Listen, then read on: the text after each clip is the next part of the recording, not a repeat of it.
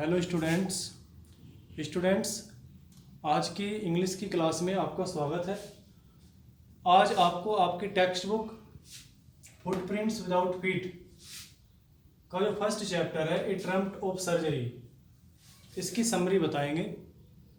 सबसे पहले किसी भी चैप्टर्स की समरी पता करने के लिए या पता करने से पहले हमें उसके कैरेक्टर्स का पता करना होता है। इस चैप्टर को जेम्स हेरियट ने लिखा है।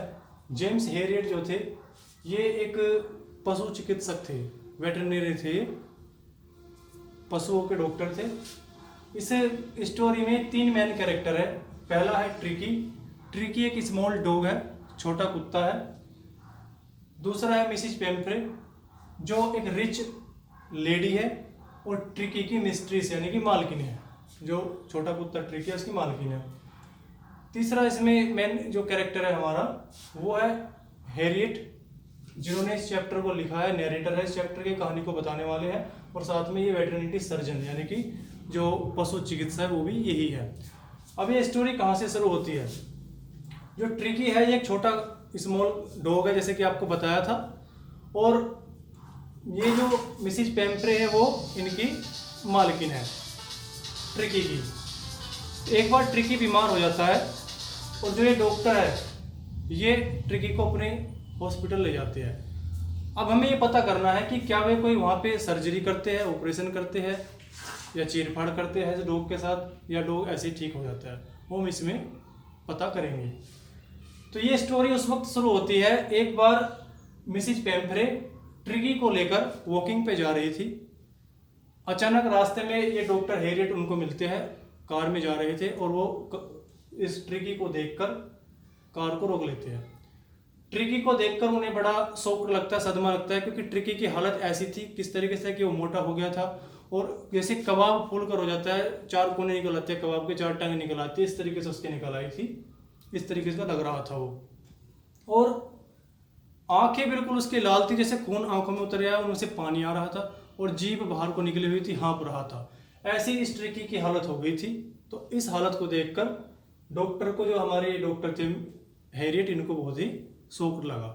तो ऐसी हालत को देखकर ट्रिकी की डॉक्टर्स ने मिसिज पेम्फ्रे से पूछा उसकी हालत के बारे में ट्रिकी के। तो मिसिज पेम्फ्रे ने बताया कि वो कुछ दिनों से थोड़ा सुस्त था। मैंने सोचा कि वो थोड़ा कमजोरी महसूस कर रहा, उसमें जान नहीं महसूस हो रही थी मुझे, तो इस वजह से मैंने कुछ उसको भोजन के अतिरिक्त डोज देना शुरू कर दिया। और वो डोज क्या क्या थी, क्या क्या खिलाती थी ये मिसिज पेम्फ्रे, उसको कुत्ते को बहुत लाड करती थी, उसको बहुत ज़्यादा खिलाती थी, बहुत प्यार करती थी, उसे ओवर फीड करा देती थी। क्या क्या खाता था वो, जौ खाता था, और कोड जो मछली है उसके जिगर का तेल वो पीता था। और यहाँ तक कि रात को ट्रिकी को अच्छे तरीके से नींद आए, इसलिए मिसिज पेम्फ्रे ट्रिकी को हॉर्लिक्स मिला हुआ दूध भी पिला देती थी। फिर उसके बाद डॉक्टर्स ने पूछा, जो डॉक्टर थे, कि क्या आपने जो मैंने पहले बताया था ट्रिकी को मिठाई कम करने, क्या वो कम की। तो उसके बदले में उन्होंने आंसर दिया मिसिज पेम्फ्रे ने कि हाँ, कुछ दिन के लिए मैंने मिठाई देना उसको कम कर दिया था, लेकिन वो थोड़ा सा कमज़ोर हो गया, तो इस वजह से मैंने फिर उसको थोड़ा मिठाई खाने में छूट दे दी। तो उसके आगे उन्होंने बताया मिसिज पेम्फ्रे ने कि उसे केक और चॉकलेट, आइसक्रीम खाना भी बहुत पसंद है इस डॉग को, ट्रिकी को। तो ये सब सुनकर ये जो मिस्टर हमारे हेरियट थे, डॉक्टर थे, ये समझ गए कि जो डॉगी है वो लालची है। उन्होंने उसकी हालत को देखा। इस डॉग की लालच क्या था, ट्रिकी का लालच था कि वो कभी भी खाने से मना नहीं करता, यानी कि उसको दिन रात कभी भी खिला सकते हो, हर वक्त खाने के लिए तैयार रहता था। फिर डॉक्टर ने, हैरियट ने मिसिज पेम्फ्रे से पूछा कि क्या आप, जो मैंने आपको बताया था कि ट्रिकी को वॉकिंग करानी, एक्सरसाइज करानी, क्या आप कराती हो। तो मिसिज पेम्फ्रे बहाना बनाती है कि जो हमारे जो रसोईया है, कुक है होजकिन, वो आजकल थोड़ा बीमार है, इस वजह से इसकी वॉकिंग नहीं हो पा रही है। यहाँ से हैरियट थोड़ा सा गुस्सा हो जाते हैं और सख्त लहजे में मिसिज पेम्फ्रे को बताते हैं कि अगर आपने ट्रिकी का खान पान या डाइट को कम नहीं किया तो जल्दी ही बीमार हो जाएगा, और आपको ये करना ही होगा। आपके लिए कठिन काम है, लेकिन आपको ये करना ही होगा। तो मिसिज पेम्फ्रे थोड़ी चिंतित हो जाती है और सिर नीचे किए हुए वो धीरे धीरे चिंतित मुद्रा में, चिंतित फेस लेकर अपना वहाँ से चले जाते हैं, और पीछे पीछे उनका कुत्ता भी जो है चला जाता है। जो ऊनी कपड़े ऊनी कोट पहने हुए था। जो ये डॉग था ट्रिकी, इसको इस तरीके से वो लाड़ प्यार करती थी कि इसके लिए हर मौसम के लिए अलग अलग जो है कपड़े उनके लिए पास थे। सर्द ऋतु के लिए अलग कोट था और वर्षा ऋतु के लिए अलग कोट था। अब जैसा कि डॉक्टर हैरियट महसूस कर रहे थे कि कुछ दिनों के बाद ही ट्रिकी बीमार पड़ने वाला है और उन्हें यानी कि डॉक्टर को ट्रिकी को देखने के लिए बुलावा आने वाला है।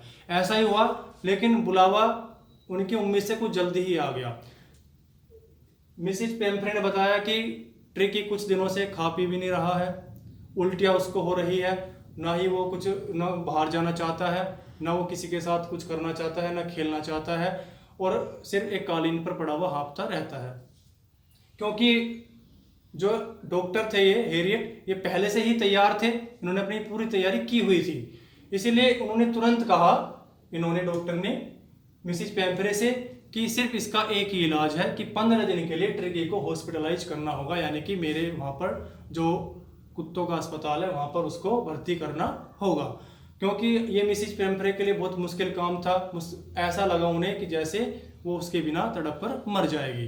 अब क्या होता है, वो यानी कि डॉक्टर ट्रिकी को लेकर वहाँ से कंबल में लपेट कर ले जाते हैं, हॉस्पिटल में ले जाते हैं, और वहाँ पर आकर अपने हॉस्पिटल में वो उसको एक गर्म और खुले संदूक में उसका बिस्तर लगा देते हैं, जहाँ पर बराबर में दूसरे बिस्तरों में दूसरे कुत्ते सोते थे। अब उनके हॉस्पिटल में क्या हुआ कि 2 दिन तक ट्रिकी को कुछ नहीं दिया गया खाने के लिए, सिर्फ पानी पीने के लिए दिया गया और उसे और कुछ नहीं दिया गया, उस पर निगरानी रखी गई। 2 दिन जब खत्म होने का आए तो शाम के समय ट्रिकी ने कुछ एक्टिविटी दिखाई और आसपास का जो माहौल था उसमें इंटरेस्ट लेना शुरू किया, और बाहर जो कुत्ते थे उनकी आवाज़ उसे सुनाई दी। तो डॉक्टर हैरियट ने दरवाज़ा खोला, ट्रिकी भागकर बाहर आया। जैसे ही वो भागकर बाहर आया, जॉन नाम का कुत्ता था, शिकारी कुत्ता था, और उसके जो दूसरे दोस्त थे कुत्ते, उन्होंने उसको घेर लिया और उसको ज़मीन पर लुढ़का दिया, और फिर उसको ज़मीन पर लुढ़का कर उसको एग्जामिन करने के बाद जो और उसके साथी ट्रिकी को छोड़कर वहाँ से चले गए। ट्रिकी भी उनके पीछे पीछे अपने शरीर को हिलाता वहाँ पे पहुँच गया, उनके पीछे पीछे। अब यहाँ से क्या होता है, उस दिन के बाद से डॉक्टर जब खाने का समय होता था तो ट्रिकी पर निगरानी रखने लगे।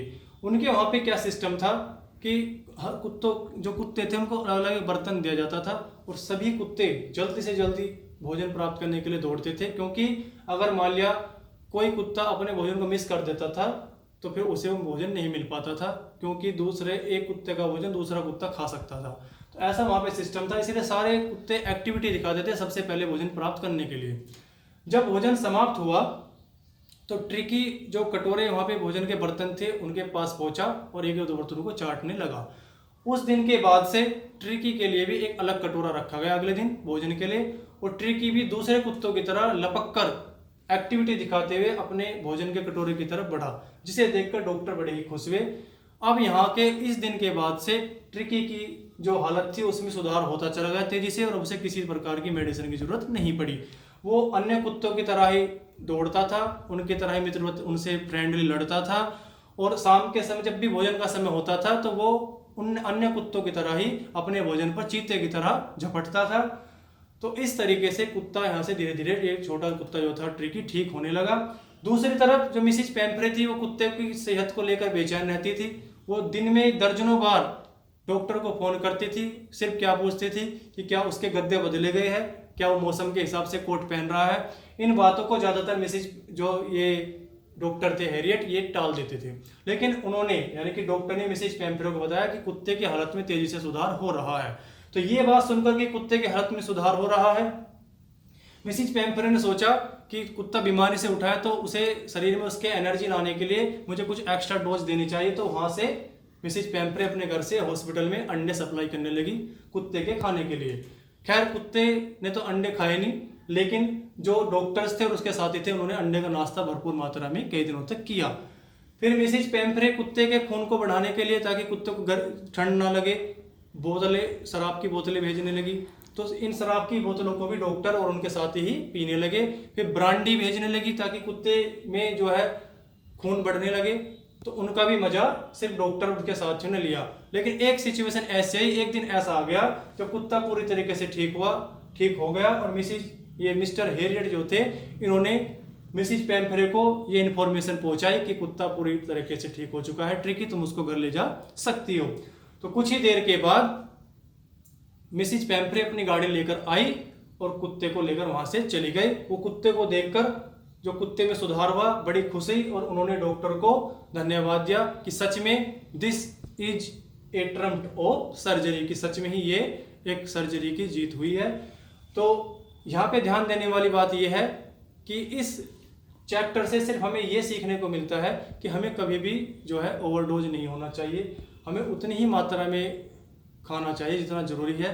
क्योंकि कई बार पेरेंट्स ये चाहते हैं कि उनके बच्चों को हर टाइम कुछ ना कुछ खाते रहना चाहिए, जिसकी वजह से बच्चा बीमार हो सकता है, जैसा कि इस कहानी में हुआ है। कुत्ते को ओवरडोज हो गई थी, इसी वजह से वो बीमार हुआ, और जैसे ही उसने शरीर को एक्टिवेट किया, अपने को वॉकिंग की और डाइट उसने की, ये जो ट्रिकी था वो एक्टिवेट हो गया और वो सही हो गया। उम्मीद है कि आपको ये चैप्टर पसंद आया होगा और समझ में भी आया होगा।